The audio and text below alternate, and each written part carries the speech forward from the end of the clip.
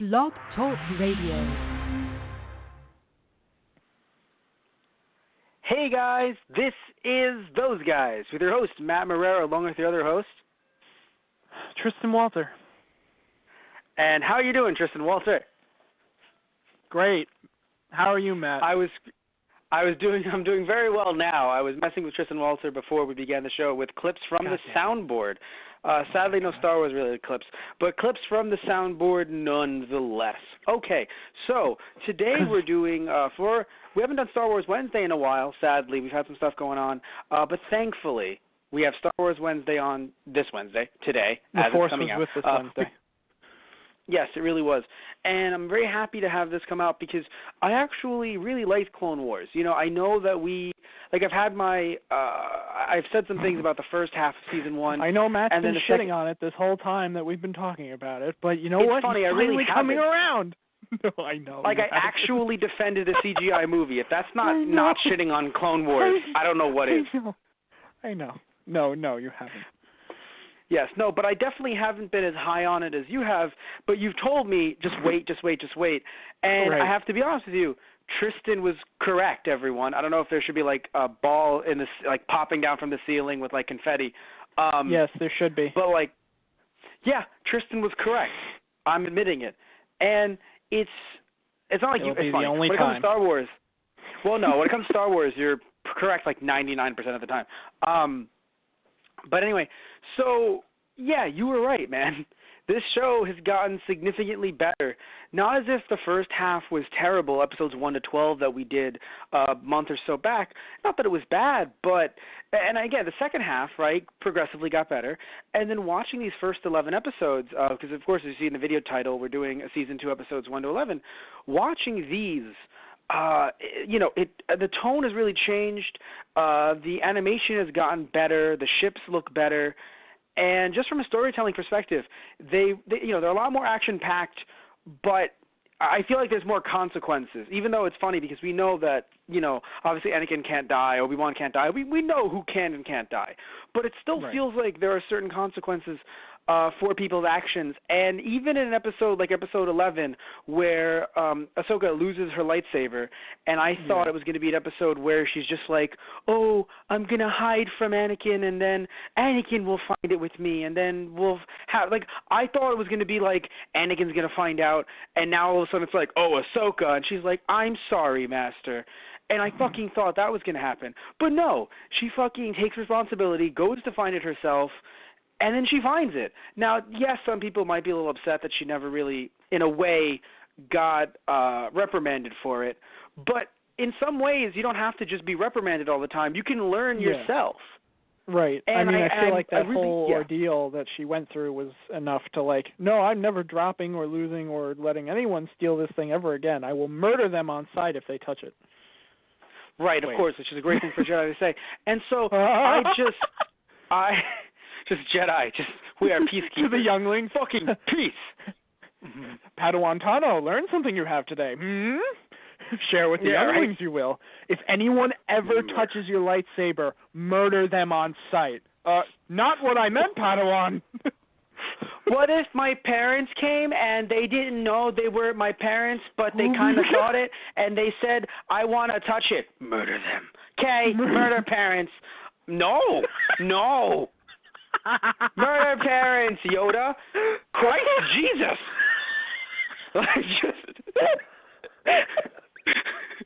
Shit, holy fucking.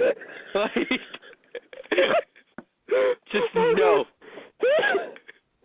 I think I murdered Tristan. Okay, Tristan, cool. Anyway, so, but seriously though,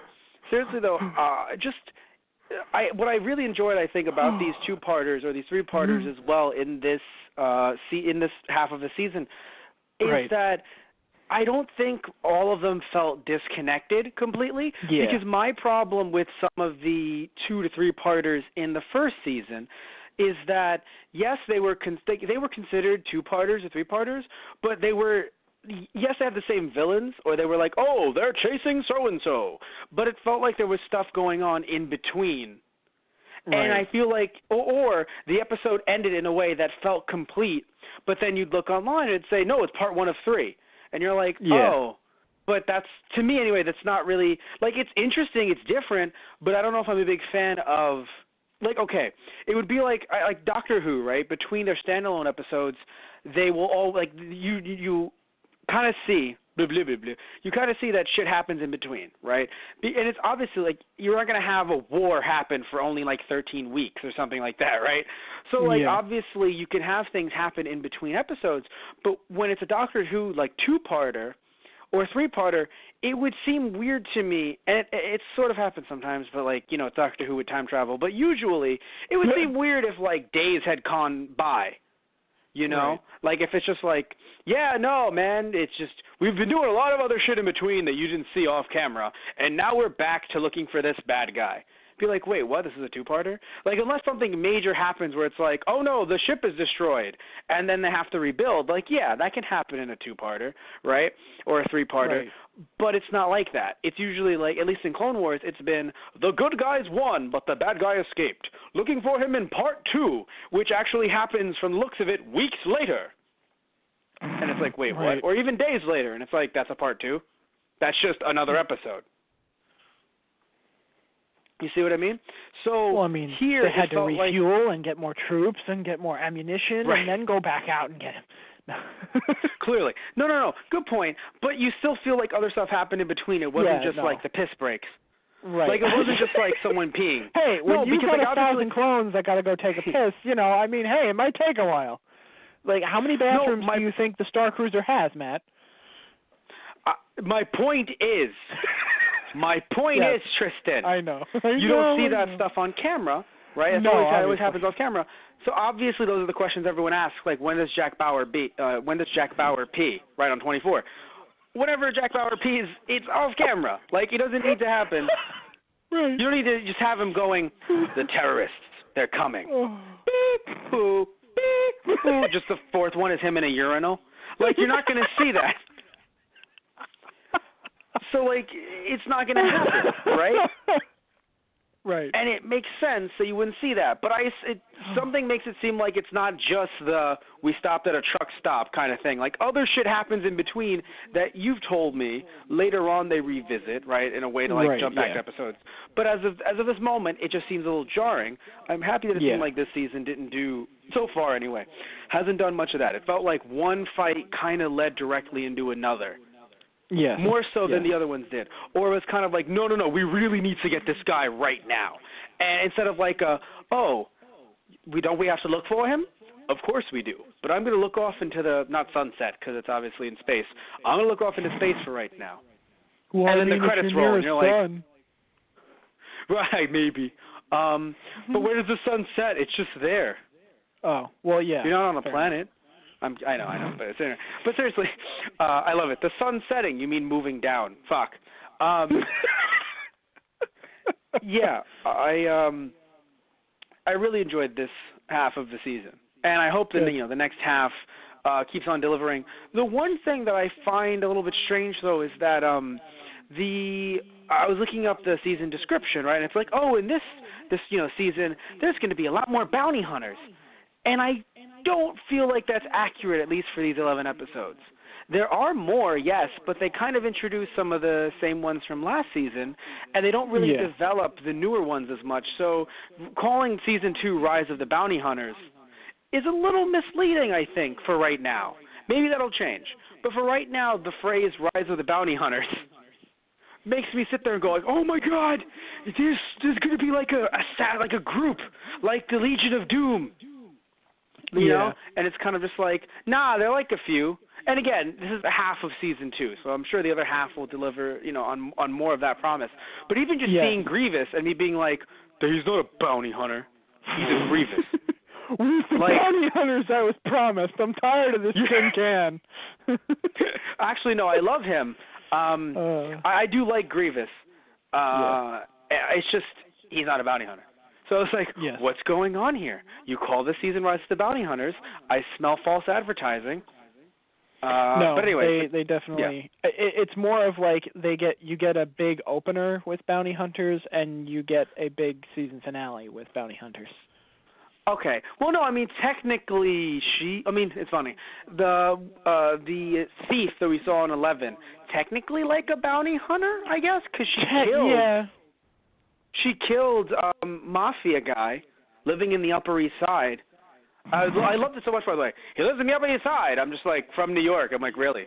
I see. So it's a very nice place, is it? Born and raised in the penthouse. No, it's a very nice place. Most of my days.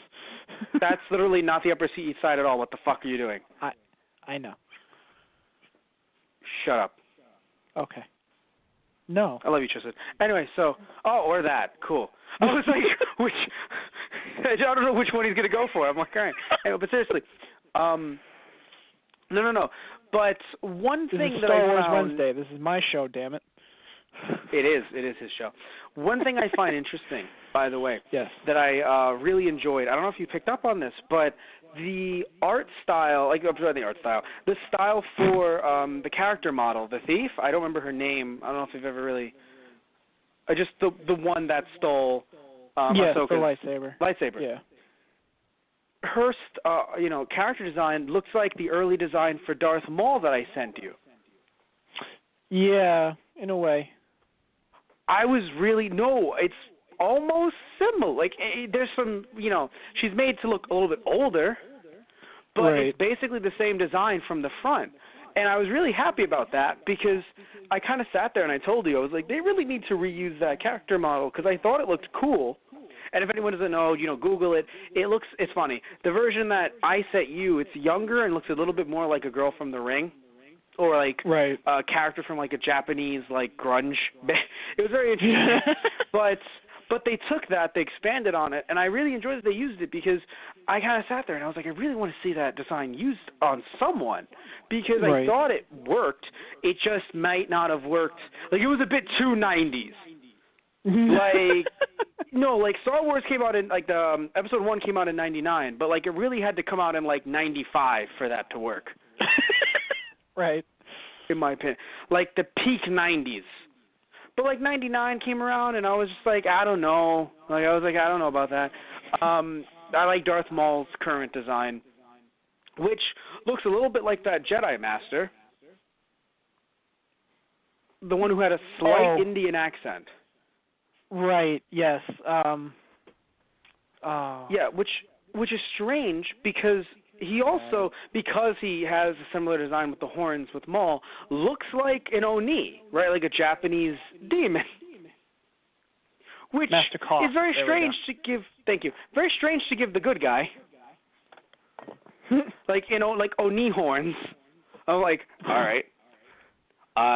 Sure. Gets captured by Grievous. Which one looks like the bad guy here?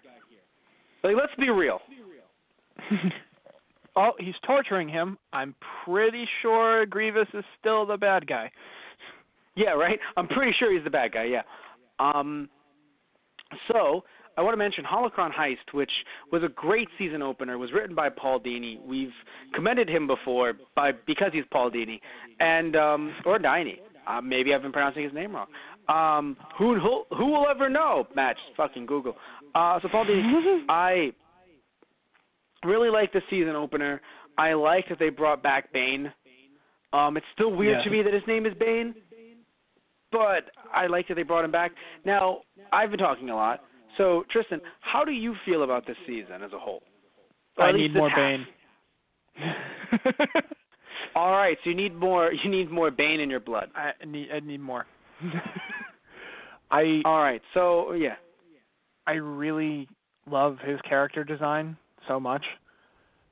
And in Holocron Heist, I think you really he was pretty badass in the Senate, the last the season ender for season 1, but here I feel like you really get to see him, show his stuff a bit more, because it's not just a quick blaster shot or being able to just slip in and out of places. It's you really got to have the smarts to pull off the shit that he does, and holy crap.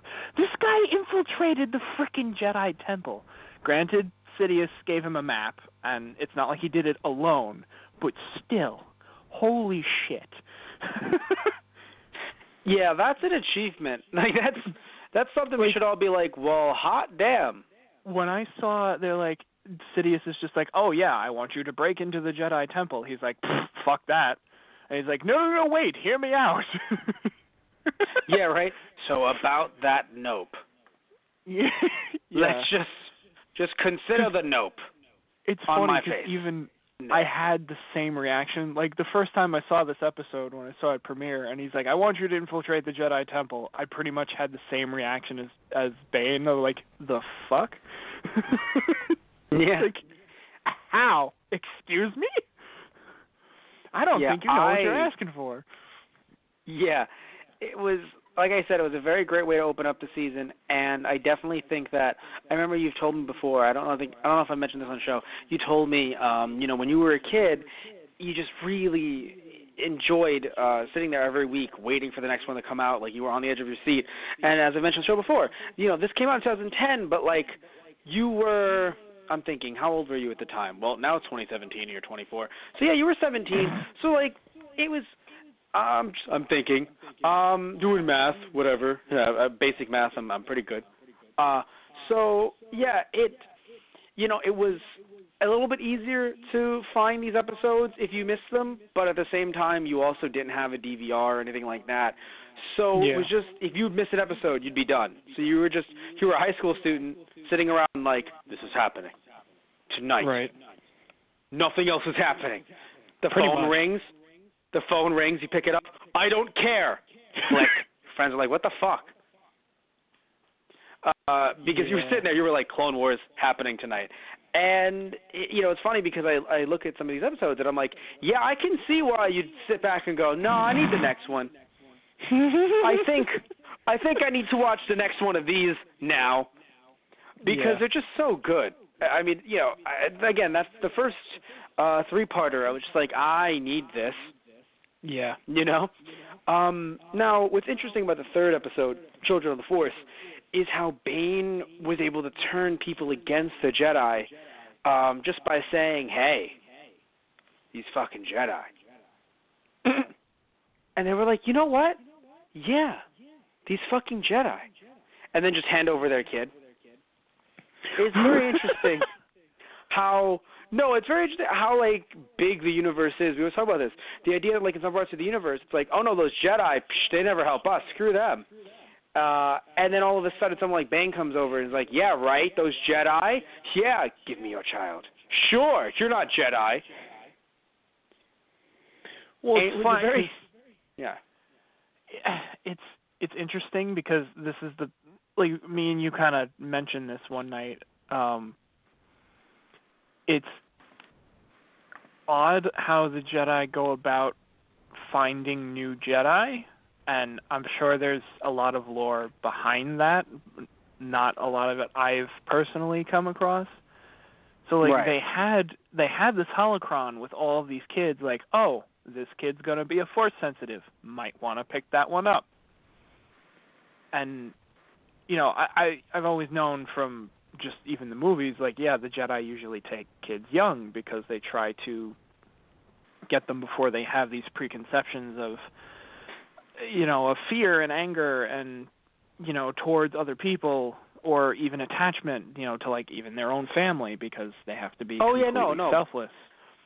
Well, but yeah, because if you let them be with the family, then the family will brainwash them and be like, hey, you should live a life that's normal and without war and peaceful, and you should love everyone, including us. And then the Jedi are like, no, you don't have any family other than us. It's a very, it's a very good technique used in cult communities. I'm kidding. I just wanted to make Tristan get upset. I'm kidding, everyone. Oh, you. Everyone, I'm kidding. I don't mean to insinuate that ripping children from their families is in any way bad. I'm sorry. It's just, you know what it is? For everyone that's like, Matt, how could you? After seeing that episode with the clones and with the defector, and he's like, I just have a family. And the other guy's like, yeah, but we have to fight. And it's kind of like, but why, though? Like, I sat there and I was like, who is this show intended for? But why? Why must they fight? Like, imagine the philosophical conversations at home. Oh, like, yeah. just parents just, all right, I've made sure to shelter my kid completely. I'll talk to them about this when they're like 13, 14, about anything that he's asked me. I'll talk about them when I hit teenager, hood, whatever, teenager. For right now, we're just watching some Star Wars together. Daddy, why do they have to fight? Fucking shit. But Daddy, don't they have free will? God fucking damn it. I thought you said not to use the Lord's name in vain. Shut the fuck up, kid.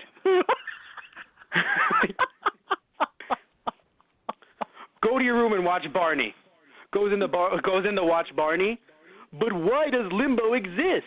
Just fucking everything. Fucking everything. It's just getting hit with like existential questions. Oh man. Just go watch Dora the Explorer. She just says, "Como se llama Hellscape?" Anyway, so I just every fucking thing is being hit. It's just. Speaking of Hellscape, fucking Sidious with his, special dark side baby daycare on Mustafar. Yeah. Yeah. That was honestly terrifying. You know who unless maybe I'm wrong here because I kind of spread the episodes up a little bit when I watched them. You know who I haven't seen in a while? Dooku. Yeah. He's, yeah. Fucking drinking Mai Tai somewhere, like, not my rule. Like, just like, let the rest of them deal with this shit for right now. Like, where the fuck is he? Basically what Grievous is for. No, yeah, basically. Which is very interesting, because I was like, where's Dooku gone? He doesn't seem like he's been around. He's kind of been absent for a bit. I'm actually trying to think. Do we see him? No, I'm pretty sure we do at least once, but it's just like, both him and Grievous kind of taking a back seat for right now, which, like I mentioned, last episode we did. I'm happy about that because it seemed like they were too much in the first 11 episodes, or first 12 episodes of season 1. Not that I disliked it that much, but like there were many 2-3 parters about them, and they were all up in this, and even in the second half of season 1. Just all up in this. So I'm happy right now that we're getting, even though it's like Rise of the Bounty Hunters, it's more so just like it should have been like season 2, not as much Grievous and Dooku. But more bounty hunters, kind of. Ish. Star Wars. It's also at the end. Star Wars. Basically. I feel very weird, right? I like the 3-parter. I felt very weird about the spy episode with a Padme, Anakin, and a Clovis. Oh yeah, that was fun. It was fun in certain ways, but in other ways very weird. That was sarcasm. Oh, okay. It didn't sound like sarcasm.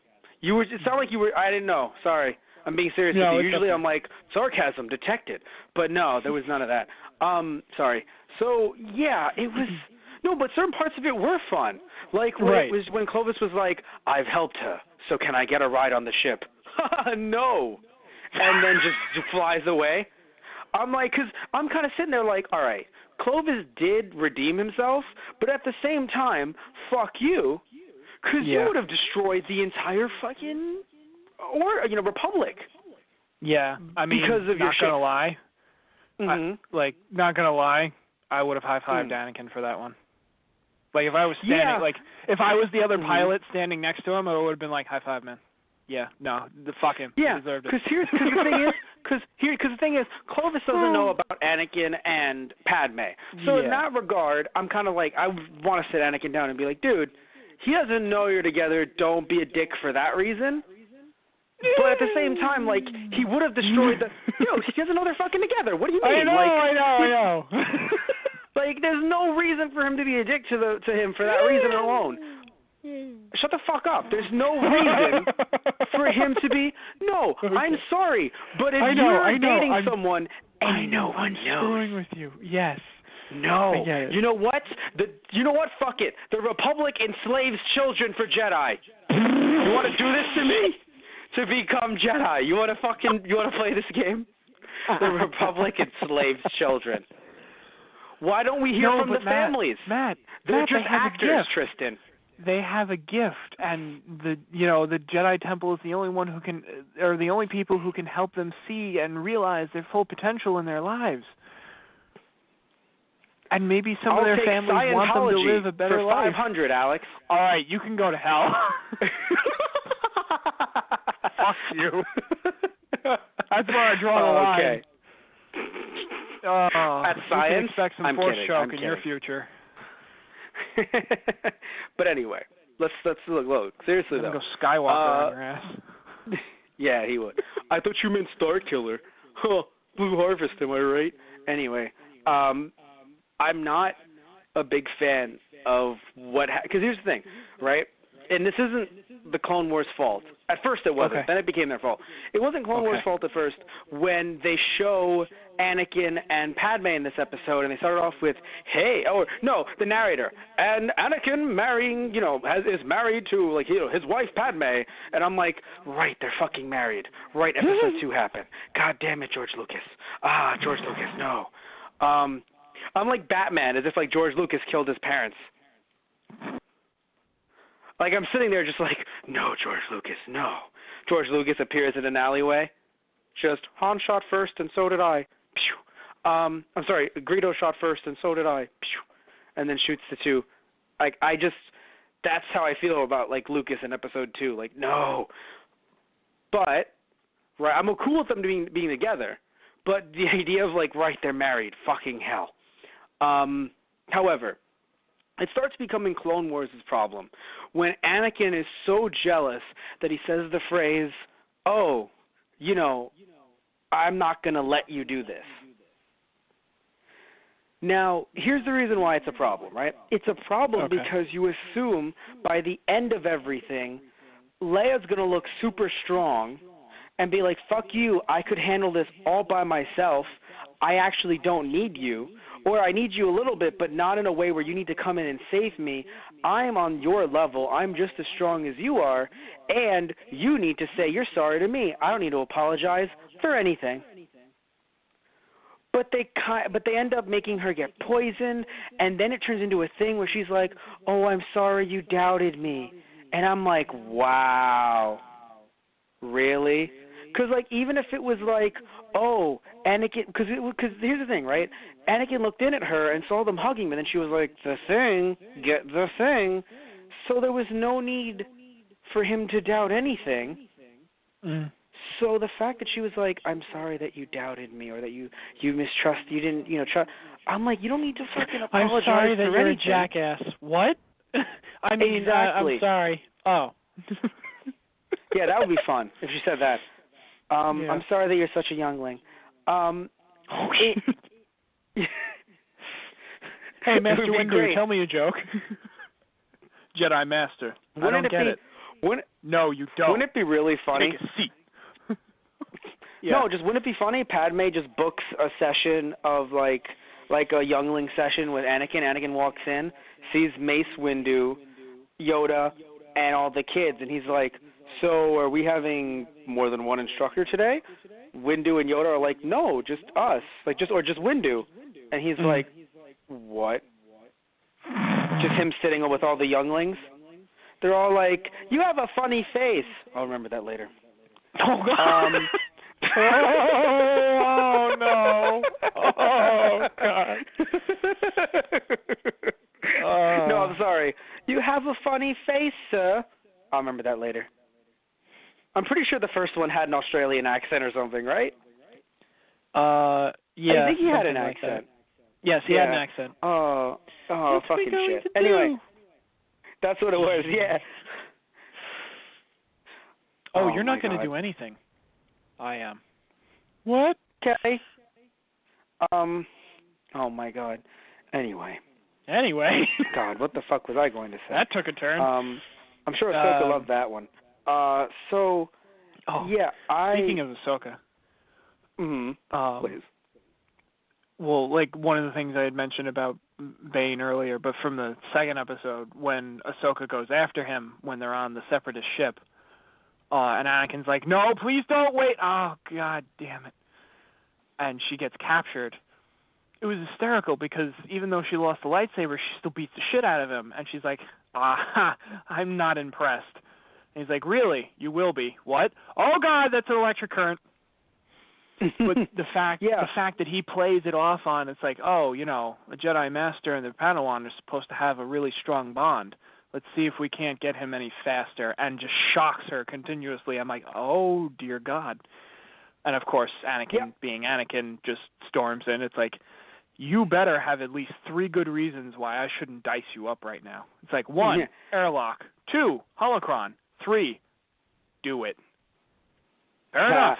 I'll get back to that in a second because I still want to wrap up just the idea that, it's, even though there are certain things in this show that I'm like, oh shit, this is like not just for kids, but kids are watching it. It's on Cartoon Network pre-Toonami or pre-Adult Swim time. Like it's on for children. So yes, you have to have some messages for kids. Clearly, there are points in this show that they're actually making messages for kids. As much as I love the action in the Ahsoka episode where she lost her lightsaber, clearly the lesson for kids was A, be patient, right? Plan, think. Things will come to you as long as you know the path. Like you'll know the path ahead if you think about it. And Keep 2, calm. be more responsible, you little shits. Yeah. So that's the lesson to kids. Right? Right. That, or, multiple lessons, but still, they exist. So, like, the lesson to kids is just like, hey, boys. Yeah, well, of course. But the lesson for kids is like, hey, boys, make sure to treat your girlfriends like crap. And then, or wives. And then wives, make sure you understand that you have to be very, be mean at first, but then later on understand, oh, wow, there's a reason why he didn't trust me. It's just like, no. There is literally no reason. Like, if Anakin had said, listen, I don't trust that guy. I trust you. I don't trust him. That's something I think we can all agree on. But there... I feel like he did say that at one point. But I feel like, okay, even if he said the problem is that with the sentence, just with the idea of, oh, I'm not letting you do that, then you know what, I'll even though I don't know, like, let's say I concede to that point. Let's say I'm like, you know what, Tristan's right. Let's say he said that verbatim. I trust you, I don't trust him. Okay. The problem is, though, is that, he's like, oh, I won't let you do it. Like, would we have a situation where Padme would be like, hey, I'm not letting you go undercover to flirt on this girl in, like, a space bar? Would he even bring it up to her? Oh, by the way, I have to flirt with this girl at a space bar. Right. Well, I think said the idea with her being her finally snapping at that point and being or defending herself and being like, look, like you're a war general. You're literally out on the front lines every day. It's like granted, it's not more the relationship, but it's like you risk your life all the time for the Republic. It's like when I'm asked to do, I'm a senator, yes, and I do most of my work, in the government, and maybe it's not as dangerous, but it's not like I'm helpless. I can defend myself, and if there needs to be something done for the Republic, I will do it. No matter how dangerous it is. Yeah. Because, I feel like you could have convinced her, listen, I know you can do it, but you haven't been trained for this, and I worry about your safety. Now, he sort of said, I worry about your safety, but she was like, I worry about yours, too, and like you said, you do this all the time. But just the general idea of, well, I didn't even say I'd let you do it. It's just like, Anakin, how fucking old are you? Why is this a marriage? Holy sorry, you can't, I'm sorry, you can't have a successful relationship if you tell your significant other, I can't let you do this. Unless... it's something, cause, I'm sorry to interrupt, unless it's something like hard drugs. You know what I'm saying? There has to be a situation where it's just like, and I know someone might say, yes, but she could have died. It's about, no, but still, I don't know, like, I understand that it's a war, but, like, it would be crazy if, you know, a war general was just like, you know, like, a husband had a wife who was just like, you know what, I want to try to be, you know, medical, like, you know, doing, like, on the front lines, but being a doctor. And he'd be like, oh, I'm not letting you do that. Like, excuse me? No. Like, sorry, everyone's allowed to do whatever they want to do. But again, if it came to something like, you know, hard drugs, like, what about the real world here? You know, like, certain things that it's like, well, yeah, like, or I won't let you cheat on me. Well, like, obviously, certain things are like, but it have to be like a definite cheating thing. Like, oh no, I'm telling you, I'm gonna fuck him.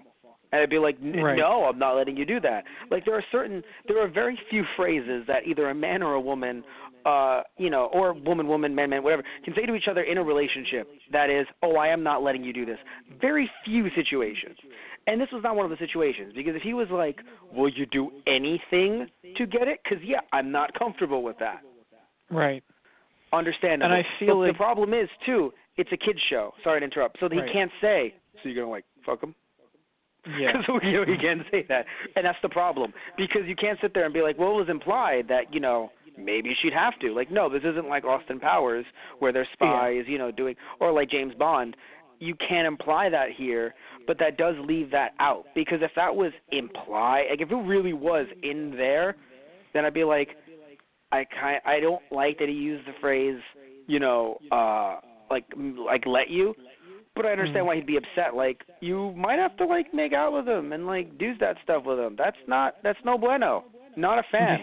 But because that can't be mentioned, it comes off as, oh no, it's just a dangerous mission, potential dangerous mission that I'm not letting you do at all because I'm your husband and you're my wife, and no. And then later on, I'm so sorry you doubted me. No. Right, that line later, makes. I think it's more along the lines of this whole thing, like, it shows that they do have problems within, you know, their relationship together, and that it isn't perfect, and in a way trying to foreshadow, like, I mean, not necessarily like he's going to be a psychopath, you know, Sith, but like, yeah, they have some issues, and they don't necessarily work them out, and you know what the problem is, though? Like, that's actually, like, okay, I enjoy that interpretation a lot, and you're right. They do have problems. The problem is at the end of the episode can't leave it open-ended, so they have to feel like they sorted it out, and the way they feel like they sorted it out was her saying, I'm so sorry, and to the kids watching, that was sorted out by her apologizing. Right. I feel like that is supposed to be a reflection of Padme's character in a sense of, like, she's a good person. She's a nice person. Like, she'll say that to kind of no. I know she'll say that in the sense of, like, you know, you didn't have to worry, but I'm sorry that it made you feel this way anyway. Not that it was her fault. Right, because that's something you would do, to be fair. Yeah. And then it's also a reflection on Anakin's character where he's where he's lacking, and he's like, no, it's okay, I forgive you. It's like, dude, no, that's not how that works. Like, you're right, Anakin is kind of an asshole in that regard. You know what the thing is? Yeah, the thing is, though, here's the thing, right? You know, your explanations of it are correct. It just doesn't, like, we're all, like, basically we're both agreeing with each other. It's just that, like, they're not, because people at home listening right now would be like, wait, are they against each other on this? No, we both agree with each other on both like, examples or both explanations. The problem is that, like I'm saying, and you agree, that's not, the kids are watching and they're getting that lesson. And anyone who feels that way about relationships is getting that, you know, also reinforced. So, like, it's just this idea of, like, yeah, so then that's how people should be treated in real life, because it's not meant to be, like, an adult critical thinking, like, oh, is that meant to be the proper way to be in a relationship? Like, 8-year-olds and 10-year-olds aren't going to be thinking that. They're just going to see that, and that's just going to go into the back of their mind and be how they see relationships. And that's the problem, right? So what you're saying is correct. Oh, it's foreshadowing of the future potentially, because obviously Anakin is going to kind of be a fucking genocidal maniac. Yeah, like legit, yeah. Like that's who he's going to be. Like no jokes, right? Like that's who he is. But it's the problem is that or granted, the kids know not that, even necessarily foreshadowing that, what? but just being like, yeah, there's going to be some issues between the two of these people. Right. Yes. The problem is though is that like if they never talked about it and then they continued it next episode or later on in the season, maybe. But because that was meant to be its own thing, that's why right. I can't. I agree with you. Yes, it's foreshadowing for future issues. But the problem is that like it was resolved, quote unquote. But that was their shitty resolution. Right. Like that's considered a resolution. That's not considered an open-ended. Like, well, that shows that there's clear problems here. Like, yes, it shows the clear problems, but that was closed. The argument is done. She's sorry. He's okay with her being sorry, and then we move on to the next story. Right. That's very bad message to the target audience. Yes. Yeah, and that's why I get mad at the fact that even though I like Clone Wars, I'm just mad at the idea of like us following a dude who ends up becoming genocidal crazy fuck. Right? Like, yeah, maybe this wasn't the best option. Right. Like, sorry, everyone. You want to follow the villain and you want him to be, cool, maybe, okay, like, evil, cool in an evil way, okay. But then we try to get into the intricacies of his life and give him a fucking a love interest and a love life before he had his kids. Yeah, like if you're going to have to sit there and be like, so are we going to make him happy-go-lucky or are we going to make him fucked up? And when he starts being a little bit fucked up in a franchise that isn't just for adults, yeah, it's going to be problematic and it's going to raise some questions. And you're going to sit there and be like, so this is on 9 p.m. Cartoon Network? Just on a weekly basis? All right?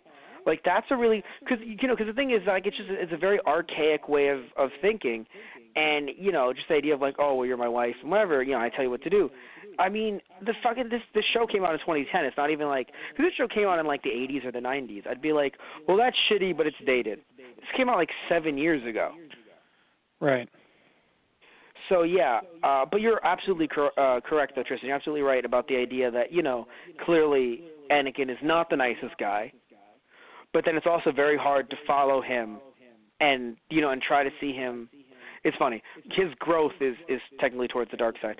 But still, to see him, go through the show because it's you try to divorce.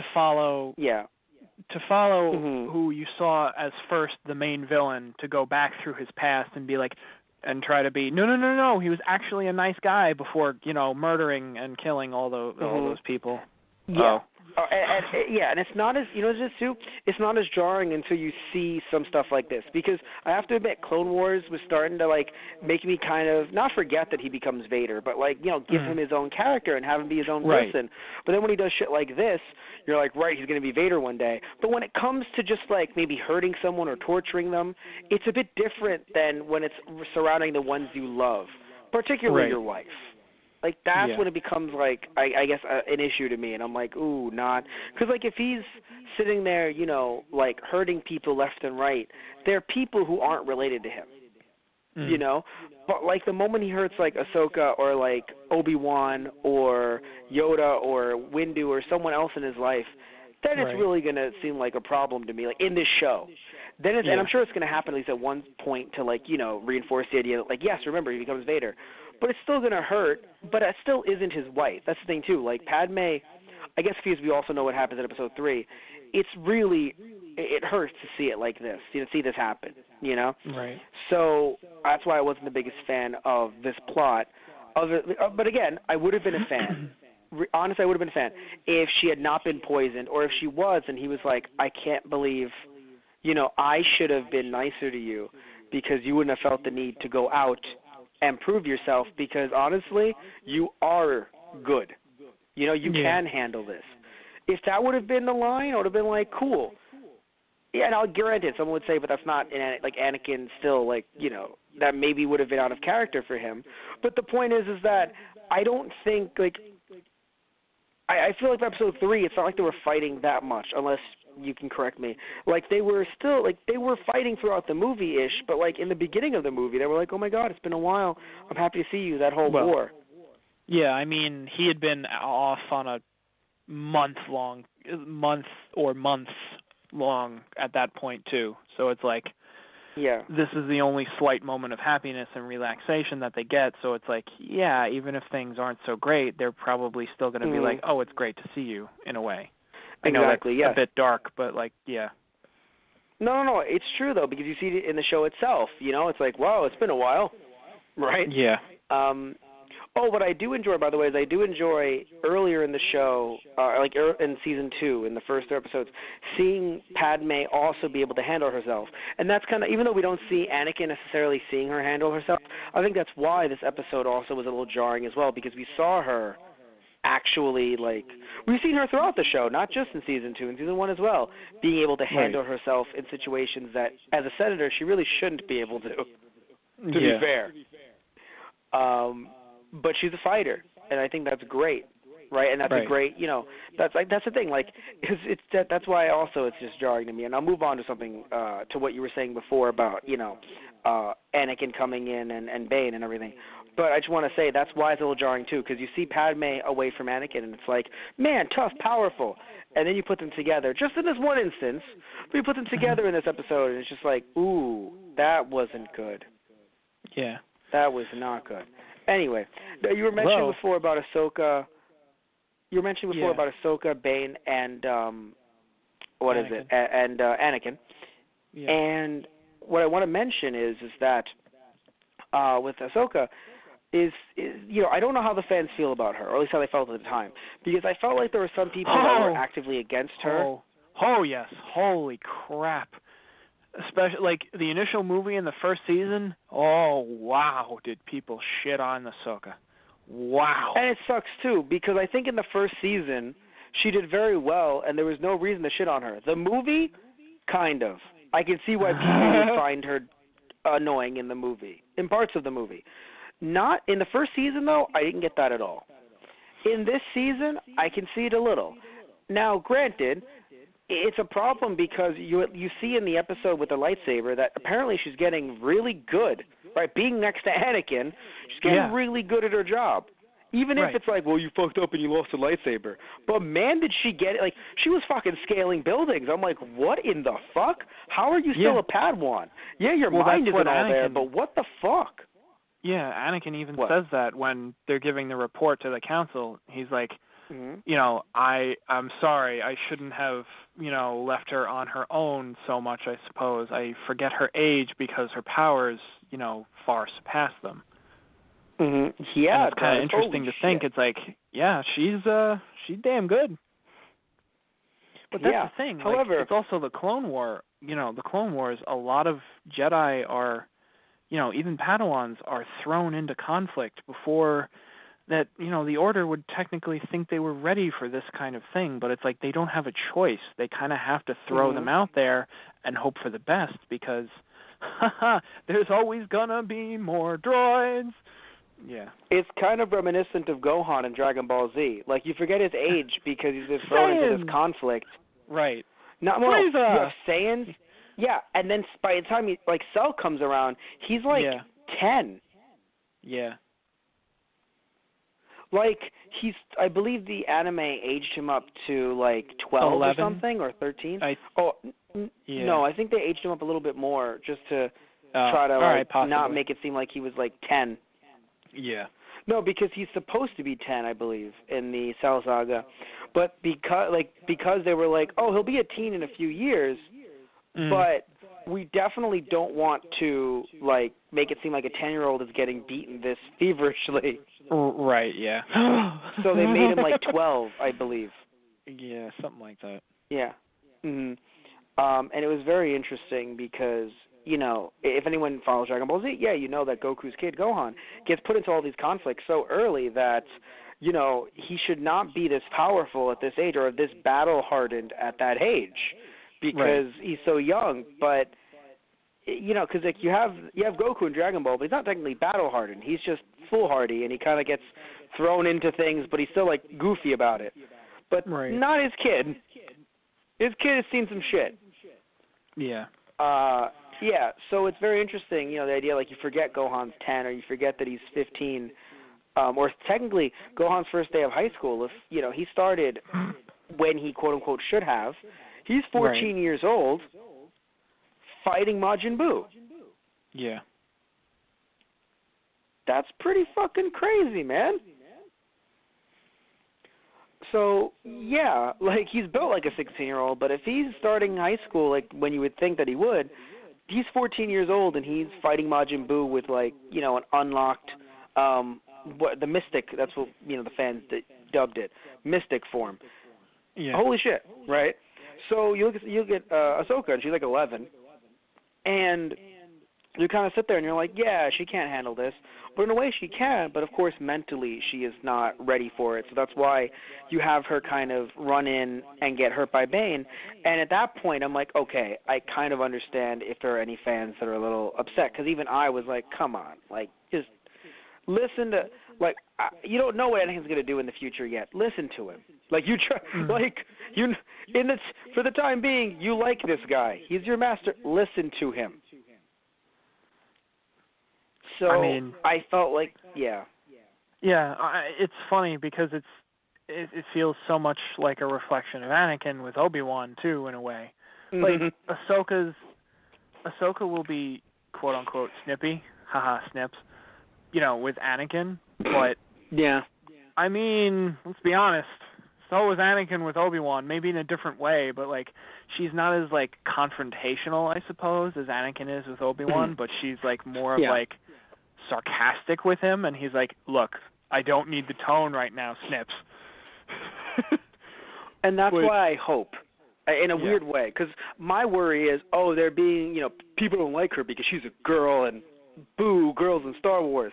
And I'm not going to say that isn't there, but anyone who doesn't like her because she's snippy, I would argue at the very least they didn't like Anakin because he was snippy in Episode 2. Exactly. And it's really maybe it's just me because who didn't the fan. like it. Oh yeah, but no, I feel like that's a thing. Yeah. Okay. By the end of Clone Wars, like even now, Ahsoka has become such a huge character in Star Wars. Mm-hmm. Yeah. For all fans, not even just female fans, but like everyone. Like and you can't Ahsoka's forget her big unless character. You can't really forget this character unless you're watching episodes 3, 4, 5, 6, and 7. But other than that, she's just such a big part of Star Wars. I'm sorry. It's funny. I shouldn't mention 4, 5, and 6, but like, damn it, 7. You couldn't see us like a achievement, like on a plaque somewhere. Ahsoka did something. Oh well, I was gonna say that's like 100 years later. Like that's why a plaque. Something. Maybe her grandkid. Well, you know what? Yoda didn't get a plaque. What? And he was in 4, 5, and 6. Fucking Yoda deserves a plaque. He deserves a fucking bust somewhere. He does. Yoda's fucking amazing. Luke names his firstborn Yoda. No, thank you. No, thank you. It's funny. He names him Yoda, but backwards, Adoy. Anyway, that's accurate. I did not. That isn't a joke. Flip Yoda around. It's Adoy. I'm not even going to acknowledge that. Understandable.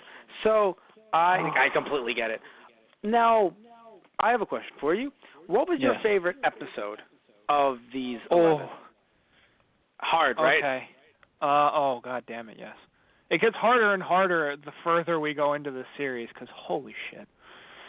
He knew halfway through what he was saying. It gets harder and harder the farther we go into this series. Shut up. Like, he knew, he was like, I'm not stopping there. Matt's just going to immediately destroy me. I'm not stopping. I'm probably going to have to go with... Oh, God. Okay, so while you think of this, I just want to mention that I really enjoyed essentially the zombie, the Geonosian zombie episode, or, well, not Geno, but Geonosians. Oh, God, you got me fucking it up now. Geonosians. Oh, God damn it. Yeah, I liked it because... Qui-Gon all over again. It is.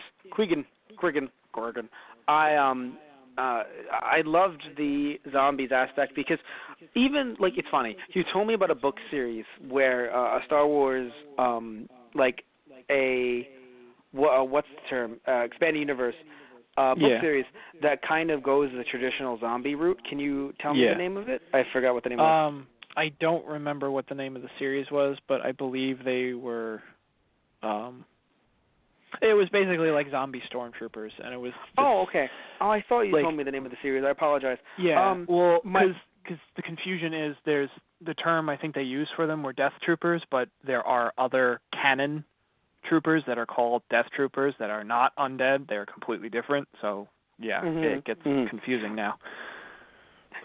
Yes, but now I do enjoy, like, okay, I enjoy the concept of, like, traditional zombies, of course, but I do like that in this series, right, with Clone Wars, when they brought the idea of zombies into it, they didn't use the traditional, hey, it's a virus, but in space. I want to read those books now that you mentioned them to me, but I feel like you don't have to just, use that traditional, like, your Star Wars. You can do anything you want. It doesn't have to be a normal virus. Right? So the fact that we're like, oh, no, it's an alien species that burrows into you and it kind of changes you in a way, but if it wants to, it can still make you into a zombie, like straight up zombie. But you can, it's their hive mind, basically. Like, the hive mind is so strong that it can even call back their own warriors from the dead. Yeah. I think that's fucking cool. And it's technically zombies, but it's their own spin on it. And I love when shows do that because I feel like there was a point when we didn't have much zombie media, at least in like cartoons.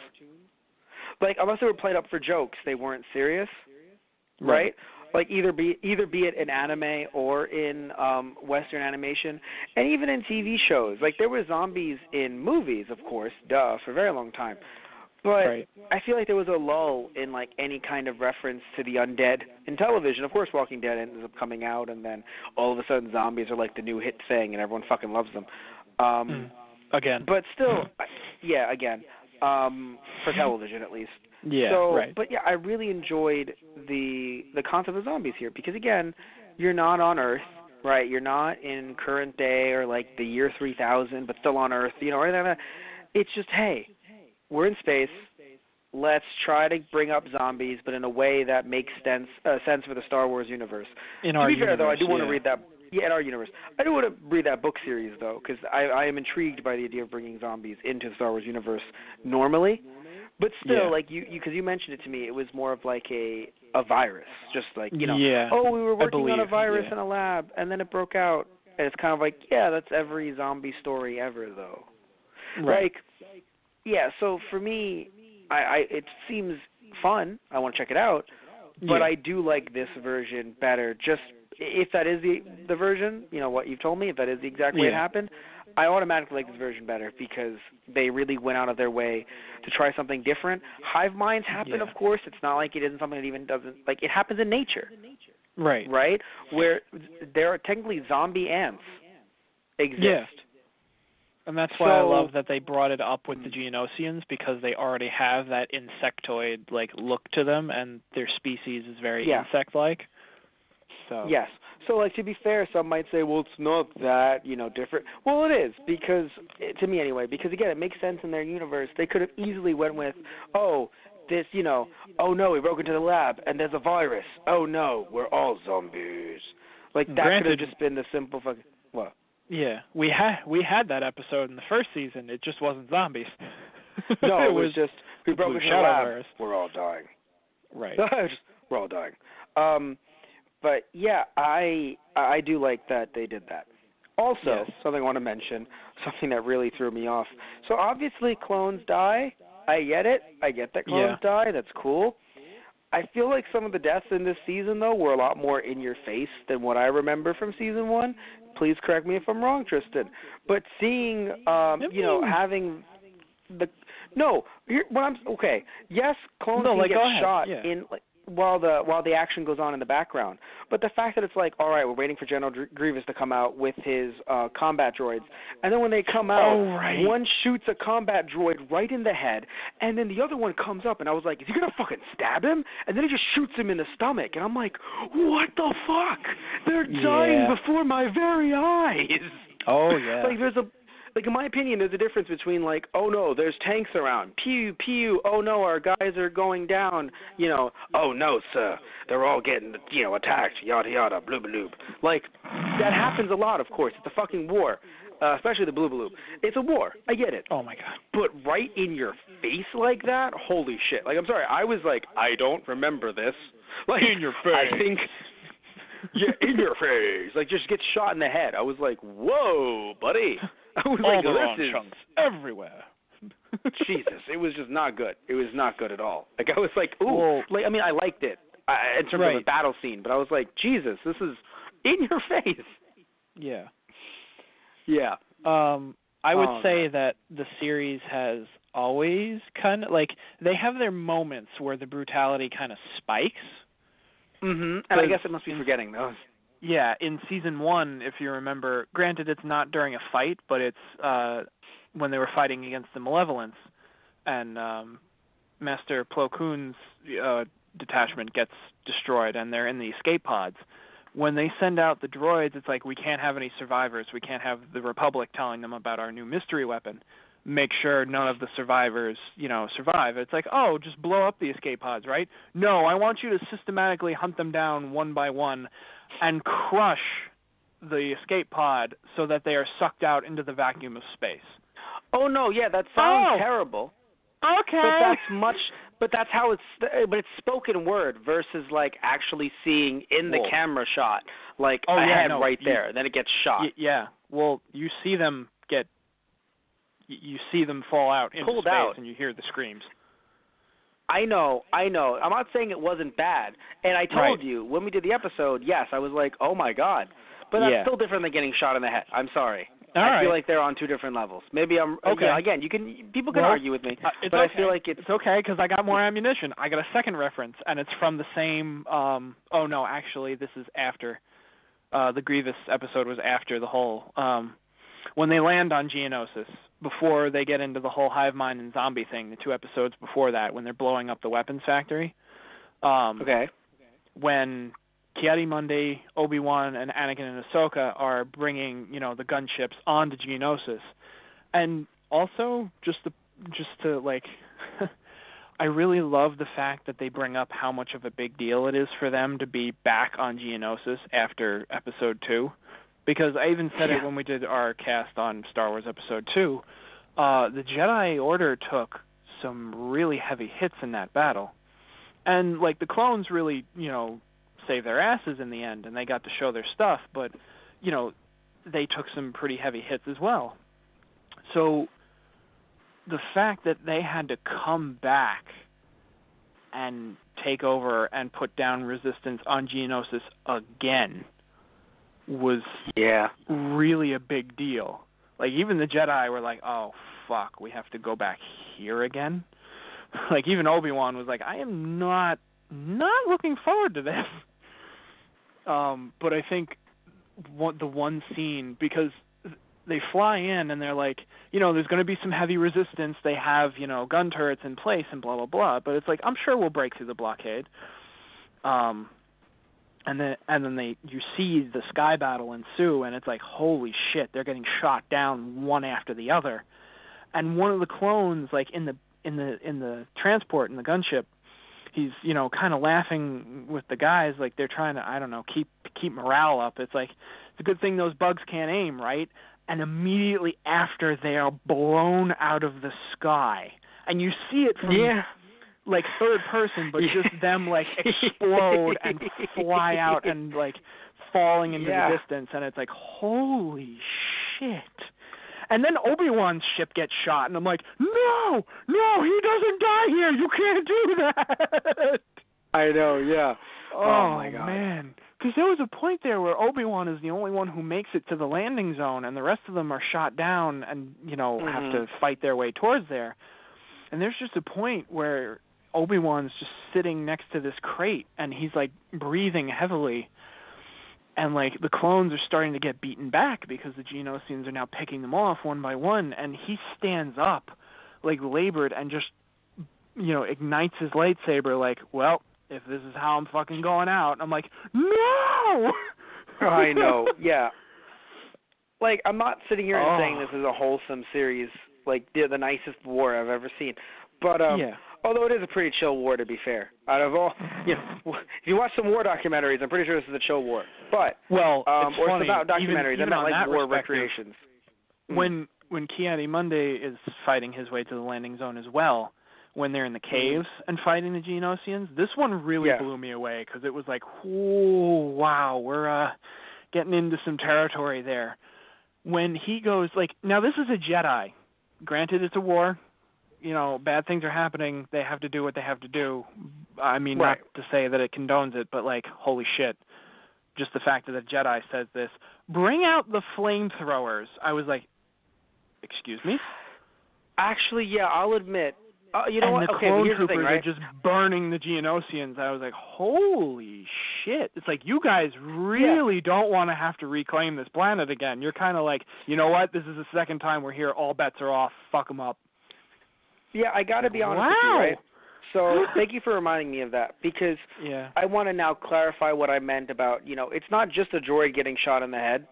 It's the idea that, and then the clone troopers are literally shot, right then and there on the spot, close up, I'm going to get close to you before I shoot you. So, that freaks me out. But, I have to admit, watching, because when you think about shows and it's just any kid's show, or any show that will be on television that kids can also watch, right? Clone Wars and Samurai Jack and a bunch of others, Batman the Animated Series, a bunch of other ones. When it comes, Mighty Morphin Power Rangers is also a good one. When it comes to random goons or random armies or whatever you want to call it, random bunches of things, of items or whatever, getting beaten down, usually they end up being robots. That's why I use the word items. Usually they end up being robots. Or even Samurai because Jack. Of the fact that that's robots that's that what get I said. diced up. I said Samurai Jack. Oh, okay. You said it again. Are you trying to promote our Samurai Jack shows that we're doing on a Saturday? Is that what you're? Possibly. Okay. Possibly. Because we do those. Yeah. Possibly. But yeah, I guess. Anyway, so I think it's crazy that we have these all these robots getting destroyed. But I mean, obviously, it's done because of the fact that you can't show humans getting. But once they're humanoid, right, and they don't show, and you don't show their insides as beings. Robotic. Yeah. That's what sorry, you're right. I'm sorry. Yes, that's what I used humanoid wrong. Living beings, right? Because you didn't see their insides, and then they were robotic. So the fact that it's bring out the flamethrowers, I was like, are you sure you guys are able to do this? I'm not a big fan of this. I was like, this is not I know it's a war and everything, but I was not a fan of bringing out the flamethrowers. That's what I was trying to say. Not to really condone that because it's still not right. Even I was a little that is not the Jedi way. Holy fuck, guys. Yeah, no, obviously, when I said, you look at war documentaries or war recreations, you weren't trying to compare the two, because, no. But you were just trying to mention, I would like to point out something weird, right? I would like to point out something that you should not be seeing or would not really see in Star Wars. The flamethrowers. I mean, maybe not necessarily not seeing Star Wars, but I'm talking about used against them. Right. That's what I meant. Yes. Because what would you call them, right? You wouldn't just call them, they're bug things, but they're standing on 2 feet. Oh, and they're walking around, and they somewhat talk. Fine then, they're bug people. Oh, no. Okay, they're still sentient. No. Yeah. But that's what I'm saying. What would you call them? I don't know, bug people? They burned bug people alive. Okay, then maybe not people. You say, you mean the bug planet, Vegeta? Yeah. They should have fucking eaten them. That's the problem. Oh, that's the problem. Yeah, it's just, my God. Oh, they were having a ball. Oh, no. I forget. Did they cut that out of the original DBZ, right? We didn't see them eating bug people, right? I know they cut out the episode, but I know they cut out the episode. I don't remember if they cut out the. Because if you remember, though, well, they cut out the entire remember. episode. I saw it. I saw it at one point. I just can't remember where. But Yeah. Vegeta sitting at the campfire eating an arm. Mm-hmm. It's like, oh, yes. wow. And Nappa is sitting on the body. It's like, well, oh, okay, guys. You enjoy your meal. I'm just gonna go. Because that was in the manga. Here. That was in the manga, and it was shown in the anime briefly at the end of one episode. So I think it might have been cut in, but they cut out the entire filler where they show them destroying the full planet because it's just sick. Oh, I like see. it's disgusting. Yeah. Okay then. Well, because think about it. It was like a peaceful king and queen and everything, and it was like, oh, everything, please come into our kingdom, and then they just destroy the entire fucking kingdom. Why must you do this? I've seen that too, yes. Yeah, but that was taken out of the original cut when we watched it as a kid. Right. Yes, true. Yeah. Anyway, my God, though, just I don't know. Like, I agree with you. It was just not the Jedi way. I was not a big fan of that at all. I was like, okay. And then it's like, Queen? Yeah. Yeah. Oh, yeah. Something I was a big fan of, though, when they finally do find the Queen, and Obi-Wan, when they track down Luminara and they're like, so Anakin's like, so we're gonna go save her, right? And he's like, no, not yet. He's like, what do you mean not yet? He's like, I want to know how it works. And Anakin just fucking looks at him like, excuse me? Yeah. It's like, no. Do you think it'll enter through the ear or the nose? And he's like, I don't think Master Luminara wants to find out. And she's like, fuck no. That's hilarious.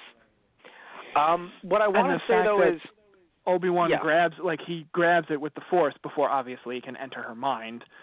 But Anakin just comes up and he's like, watch out! And he smacks it out of his hand and steps on it. And he's like, no, I was going to study that so we wouldn't, have a problem with this in the future. He's like, you can study the bottom of my boot. Let's go.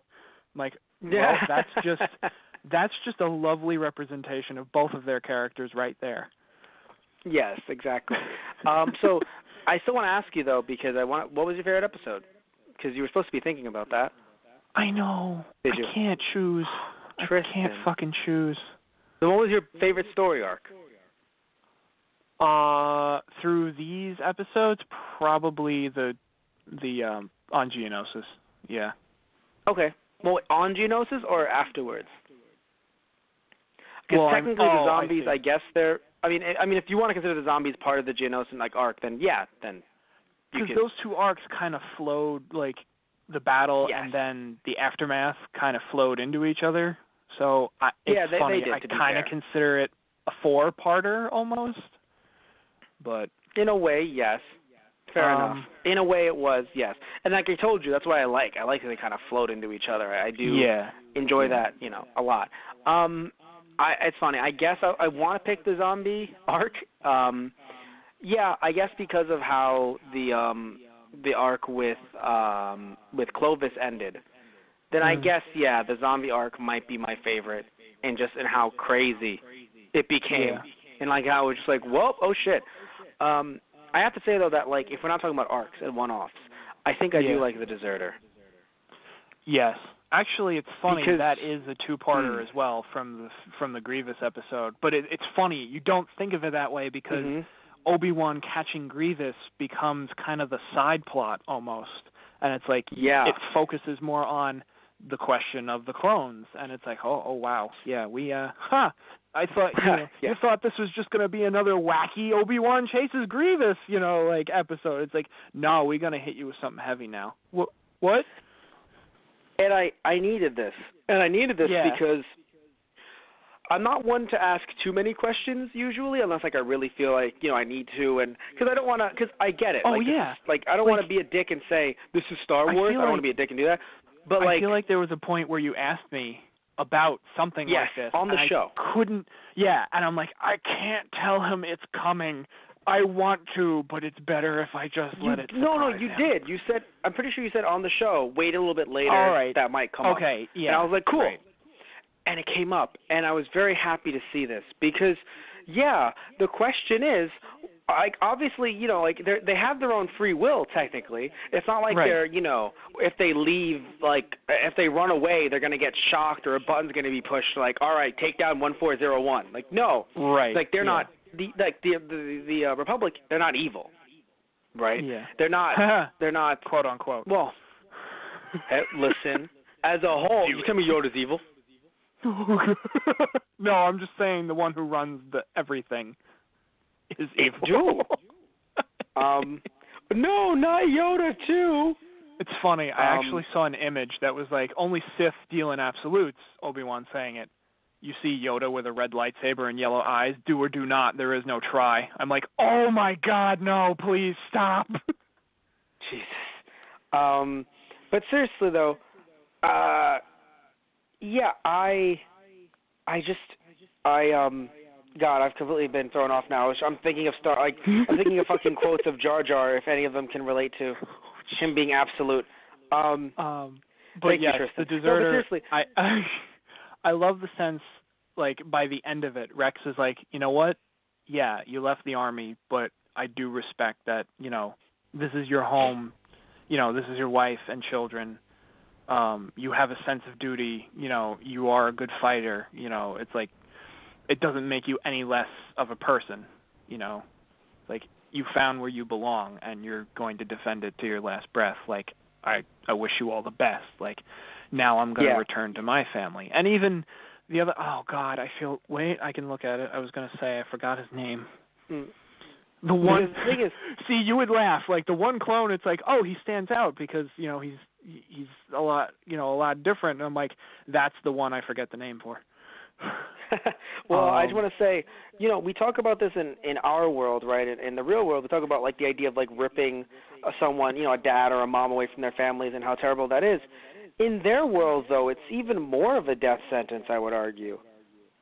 If you just said, hey, listen, we're putting him in jail, in their world, I would argue that's even worse than it is in ours because, like, she can obviously defend herself, the mom, right? Yeah, but right. She isn't an ex-clone trooper. No, yeah. Like yeah, ex-storms, like, yeah, like you can come in there and you can defend yourself just fine, like she can. But when you have that backup as well, you know, that means something. Like, I don't know what her qualifications are, but I'm pretty sure she has probably potentially been trained by him.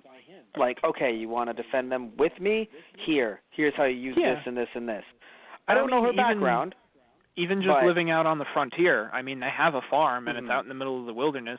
Like, obviously she knows how to use a musket. Like, you know, wild animals are also an issue probably for them at times, of course. You know? Right, of course. But I'm just saying that, like, without that kind of help with you, I do feel like, or at least taking away two people to, like, help your kids not fucking die in that world, I do think that taking him away and bringing him in jail and being like, well, that's the law, that would have been so that would have just been like, just fucking kill them. Kill her and the kids, because that's basically what you're fucking doing. Yeah. Well, that's like, why the I Separatists love come there. Yeah. How Rex answers. He's like, so you're not going to turn in my husband, right? And he's like, I have to do my duty. And she's like, wait, what? He's like, but, you know, I'm probably delusional. You know, I almost took a death hit from that sniper. Like, I probably won't remember any of this. And they just, like, I'm like, Rex, you cheeky bastard. That's why I love Rex so much. One thing I found very interesting is when the little girl said, you look just like my daddy. I was like, oh, are they going to do something cute where it's just like they look similar but they aren't actually? And it was like, nope, clone. And I was like, oh, they're doing this. Like, I was like, they're doing this episode. And, I have to say, like, you know, I do like, it's funny, in a weird way, I respect him more for being a deserter. Maybe it's because I'm someone who doesn't like war. Like, obviously their war is different from our war, so I'm not going to get political. But, like, I'm just not a big fan of war. Like, I'm a fan of defending yourself, but I'm not a big fan of war. So, like, I respect him for being a deserter because it's a lot different. Like, he didn't enlist. Like, if I enlisted to be in the Army and to go, like, you know, we're talking about real, like, world here. I enlist to be in the Army and go off to a foreign country. I made my decision to be there for my brothers, or sisters, of course. You know, I to be on the front lines. They're born into this. Like, they didn't make that decision. Right. And frankly, like, they should be allowed to GTFO. Like, although I think it's really what because Cut, he's he's the deserter, but he even says to Rex, he's like, because Rex is like, of course I feel I belong here. And he's like, is that what you feel, or is that what you've been programmed to feel? And Rex is like, no, of course it's what I feel. Mm-hmm. And yeah. I like that idea. Like, in a sense, it's like, no, that is the man he is. It's not it's hard because they're all clones. It's like, is it really him or isn't it? But it's like... Well, it's funny. Programming, I would argue, not programming like pushed buttons in a computer. Like the droid. But programming like... Conditioning, I guess would be a better word conditioning. for it. Yes, right. like you can use the word brainwashing if you wish, because it's not actually like putting in buttons. Well, no, brainwashing is not... Like, if I brainwashed you, that doesn't mean that I, like... tricked you. Like, that doesn't mean like I hypnotized you or that like I put numbers into a computer and attached you to it and I was like, yes, now Tristan is my slave. Like, no, brainwashing could just be if I tell you you look like shit every single day of your life and you're like, wow, I must be ugly. That's brainwashing. Right. No, yeah, over time if I do that to you, that's considered brainwashing. Yeah. So it's not just like, because the thing is, and you hear brainwashing so much in like cartoons or and stuff. It kind of sounds like more not supernatural, more like technologically, like otherworldly. Like, oh man, you got brainwashed, and it's like, no, it doesn't. It can be as simple as like you said, conditioning is another good word. But I think it's interesting that they point out that Rex still is his own person, and it is from a sense of duty. It's from a sense of honor. A sense of, like, you have your family, but I also have mine. Not mine, like, my own biological offspring or anything like that, but other people's families. The people of the Republic, they need me. They are the families that I fight to protect. What I enjoy, honestly, the fact that they also made sure that, what's his name again? The guy who left the I believe army? It's Cut. Cut. Okay. What I like about Cut is that but it's still shown that he has his sense of duty. Just because he left doesn't mean that he's a little shit. And I think I really enjoyed that distinct, part of it too. Like, just because he left, it wasn't like, because you worry in an episode like this that it's just going to be very much pro-war kind of propaganda, like, oh, he left and he's terrible because he left the war. Remember, pro-war. It's like, get your, it's like, what's it called? Get your bonds. What's the word I'm looking for? Get your war bonds, kids. War bonds, Yeah. So no, it's not Captain America trying to promote war bonds. It's this idea that, hey, listen, they're both. It's funny, they're not both the same man because, again, they're supposed to be different. Right. But, like, they both have a sense of duty. The sense of duty hasn't left. It's just been transferred to a smaller family, to a smaller platoon. Yeah. Yeah. One thing I find weird about the Republic, though, and I know you might say this seems a bit like torture, but, like, I still have to think about it, though. If you want, like, why would you give them genitals? Why are they able to procreate? I guess maybe they're assuming one day there won't be a war and then they can all run free, I guess, so like they don't want to be pieces of shit. Well, it's weird. Well, because that opens like a real huge back door, because it's like, because all in all, like, you got to remember, Palpatine is behind everything. This is literally his master plan coming to fruition. Carrying the galaxy in half and pitting it against each other, and winner comes out on top, it's always going to be him because he'll spin it in his direction to take power, no matter who won. No, but I mean, like, the Republic, so they're the good guys, clones, quote-unquote, that made the clones, though. Right. I don't know that they would have given them a life after the war, in a way. Like, it's weird because they do. Palpatine wouldn't. Right. But not every, but the people that are making it aren't Palpatine.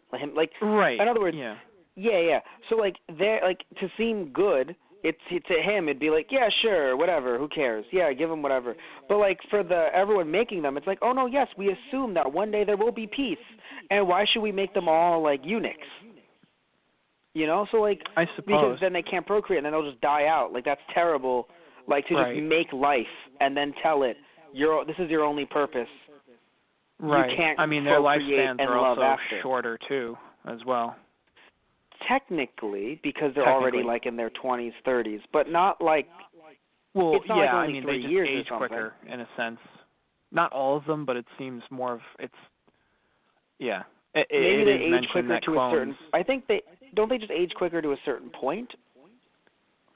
Because it would be really weird if you're like, oh, he's the best fighter in our division. Oh, that's amazing. Yes, only for 3 years though. Then he's dead. Right. Yeah. No, like you would assume that they would like, you know, age fast up until a certain point and then have a natural progression because you need them on the front lines for God knows how long. Right. I I know just these think I in know some of general these- their yeah. lifespan is shorter. Well, I hope not, because that would be like if it's 20 years, okay, because they're already mentally mature by the time they come out, right? But if it's like 5, that's really fucking stupid. Because again, you don't know how long this war is going to go on.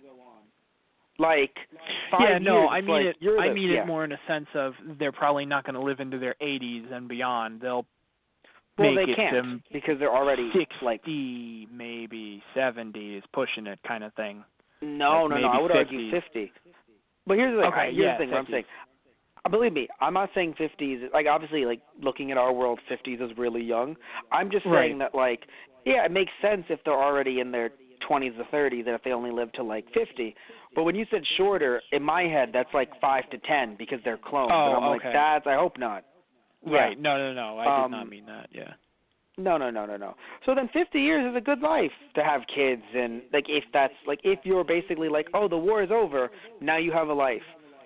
Like Right. you can procreate and you can find women and more men and love All them right, and yeah. or other creatures. Like yeah, it's pretty fucking cool. Oh, right. Yeah. Well, because we're remember they're in Star Wars. we're in a very Yeah. vast universe here. Yeah, no, for a second there you were like Yeah. laughing like oh, like why is Matt saying creatures? And you're like, right, we're in fucking Star Wars. Like Star yeah, Wars. everything exists. Right. It's wonderful. It's a wonderful universe. It is.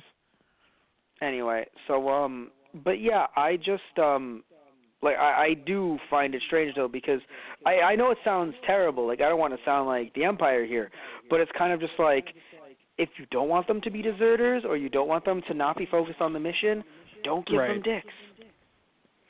Don't give them a sex drive. I'm just saying. I'm just saying. I know. It's just I'm sorry. But it kind of though, like no, I know you got a it's my point. sense I'm of just, yeah. But then I guess just the idea, like I said, I hope the idea is one day there will be peace. If there's peace tomorrow, we have hundreds of thousands of angry clones like, so what am I doing now? You know, like I feel like shit.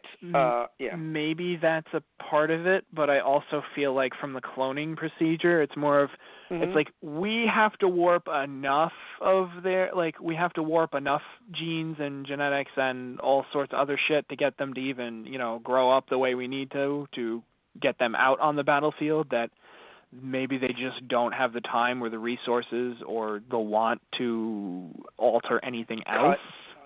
Okay, yeah, because they are like, you know what? It's perfect like this, right? You are a person like this. Replicate. Yeah, the human form is good the way it is. Let's just keep it that way and alter whatever. Well, it's his we human need. form. That's the thing. Because if it was a eunuch that they were cloning, then it would just be like, why add? Like, don't add a penis. Like, it's a eunuch. Like, right. Just clone it, replicate. All right, fair enough. But yeah, no, because it gave me I thought about it. I'm like, yeah, he's a clone and he has children. He can procreate. He can make it to babies. He can. I know. Oh. That must have been so awkward. Like, so do you know what sex is? Like, literally halfway through, this is not war. Like, that's all he's ever known his entire life. Like, this isn't war. Like, what? This is the opposite of war. I'm assuming, like, he's just kind of sitting there, like, invading enemy territory. Like, Like, I don't know, but in all seriousness, though, I'm being an ass. But I'm being serious, though. They're kept away from, like, they're literally on the battlefield or they're in the barracks. Unless some of them, you know, like, because obviously they can be gay. Obviously the series is not going to, like, you know, look into any of that. But some of them can be gay, obviously, right? But, like, other than that, well, for the ones that are straight, they just never see a woman. And if they do, it's kind of like, excuse me, ma'am, trying to kill that over there. Could you please move out of the way while I shoot it in the face? Thank you. Right. I don't think there's ever a time that they have the ability to be like, can I go into the city alone? No, they're just running past. It's like, write your number on my helmet. Basically. Like, you understand? I don't like, you just can't. Right? No, fight story. Yeah. All jokes aside, like, like, you don't really have the time to love or to do anything else in a war. So it's very interesting. It's a very interesting thought. But yeah, I do think that for other reasons, The Deserter might be my favorite episode of this episodes 1 to 11 of season 2. Anyway, so is there anything you want to say about these first 11 episodes before we kind of wrap things up?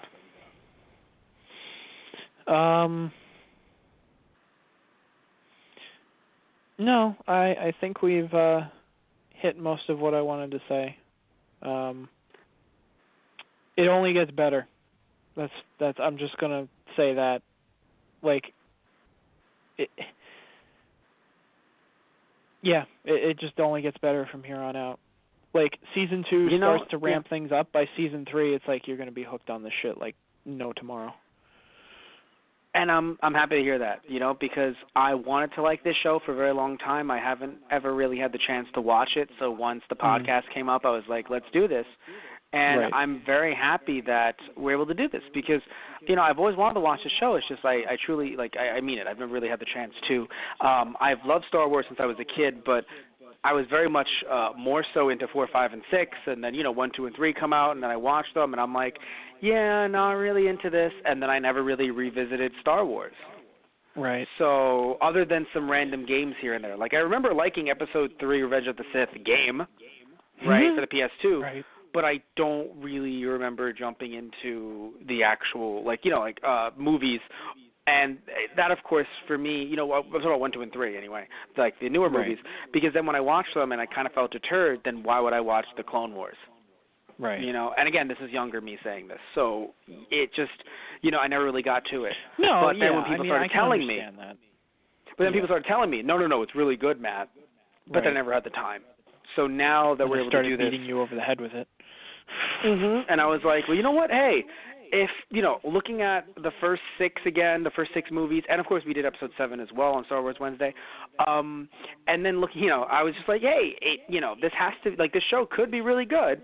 And then, of course, seeing the other animated Star Wars series that we've done on this podcast, I'm like, it has to be better than these. God damn it. Yeah. And it was, and it has been, and it is, was, has, is. So I want to thank you all for listening in, as always. Remember that we have some merchandise over at our main website, thoseguysontheradio.com/merchandise, and over at eBay, Those Guys Radio. Get a bunch of cool different shirts based around our podcast and our Let's Plays, by the way. Yes, we do Let's Plays as well over at our YouTube channel, Those Guys Play. You can find our Let's Plays on there. We have a lot of stuff coming up. We... Just next month, we're coming back from hiatus for Season 3 of Those Guys Play, where each and every episode we get a different person on to play, you know, different games. Tristan and I we've done, this season alone, we've done Budokai, Dragon Ball Z Budokai for the PS2. In Season 1, you and I ended up doing Luigi's Mansion for a Halloween special. We did Hot Wheels Turbo Racing and Pets Crazy Monkeys. We also ended up doing, in Season 2, I remember you and I got together to do Red Steel and Disney's Dinosaur, which we've actually continued Disney's Dinosaur in Those Guys Play Disney's Dinosaur. We've also continued Budokai in Those Guys Play Dragon Ball Z, where by the time this is out, we haven't played any other Dragon Ball Z games, but next month we'll actually be expanding into some other Dragon Ball Z games as well. And again, you can check that out on our channel, Those Guys Play. Yeah, I'm thinking anything else we've done. Well, we've done Star Wars Battlefront that we're bringing back this month and next month, so that'll be a lot of fun. And yeah, I have Matt beats games from his childhood where I've been playing a lot of different games. I've beaten Disney's Aladdin, Mega Man X, Porky Pig's Haunted Holiday, and currently I'm playing Fatal Frame, Yoshi's Island. I'm also playing, I have so many, Tristan. I'm also playing Link to the Past, and I am playing Crash Bandicoot 2, I love Crash Bandicoot, so I'm really happy to be doing that for you guys. And again, you can check that out, Those Guys Play. Also, you can check out our podcast. You're listening to one right now. Assuming you're listening to it through our Blog Talk Radio, Those Guys on the Radio, you could also be listening to it through our iTunes account, which is Those Guys. And maybe you're listening to it. You're listening to the archives, right, on our Those Guys on the Radio YouTube channel. You can be listening to it through so many different, areas.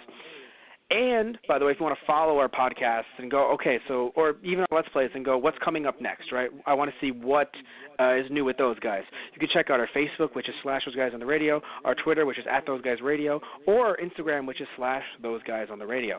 A lot of different ways to follow us, get new updates, see some cool stuff that we're doing. And we also have our Patreon account, which is TG Productions.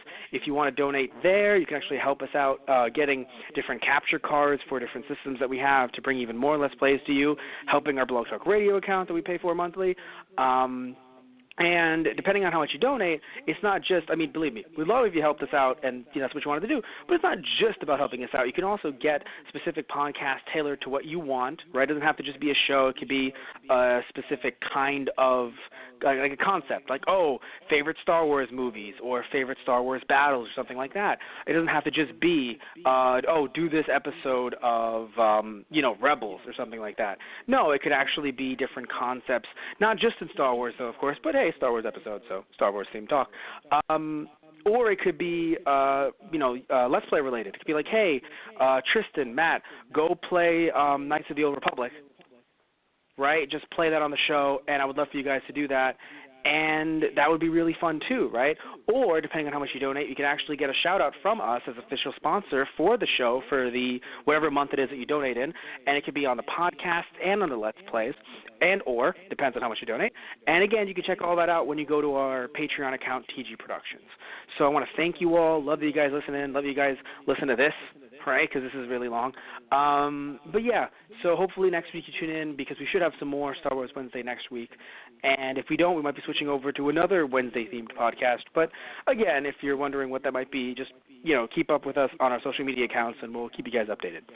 So thank you all. And Tristan, I think it's time for us to say goodnight to the crowd. Good night, everybody, and may the Force be with you. And also with you. Good night, everyone.